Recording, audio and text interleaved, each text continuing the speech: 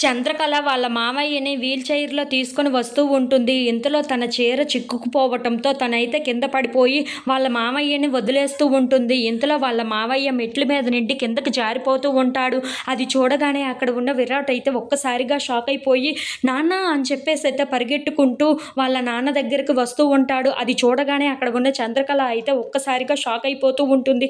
ఏంటి నేను ఇలా చేశాను? మావయ్యను అలా ఎలా వదిలిపెట్టేశాను అని చెప్పేసైతే అనుకుంటూ చాలా బాధపడుతూ ఉంటుంది. ఇంతలో అక్కడ ఉన్న విరాట్ మాత్రం వాళ్ళ నాన్న పడిపోవటం చూసి వాళ్ళ నాన్న దగ్గరకు పరిగెట్టుకుంటూ అరుచుకుంటూ వస్తూ ఉంటాడు. అది చూడగానే ఇంట్లో ఉన్న వాళ్ళందరూ అయితే చాలా టెన్షన్ అందరూ అక్కడికి కంగారుగా వస్తూ ఉంటారు. ఇంతలో అక్కడ ఉన్న చంద్రకళ లెగిచి మరీ వాళ్ళ మావయ్య దగ్గరికి వస్తూ ఉంటుంది. అది చూసి అక్కడ శ్యామల చాలా కంగారు పడిపోతూ అన్నయ్య అన్నయ్య అని చెప్పేసి అయితే తన దగ్గరికి వస్తూ ఉంటుంది. ఇంతలో తనకి బాగా దెబ్బలు తగలటంతో రక్తం అయితే కారుతూ ఉంటుంది. అది చూసి ఇంట్లో ఉన్న వాళ్ళందరూ అయితే చాలా టెన్షన్ పడిపోతూ ఉంటారు.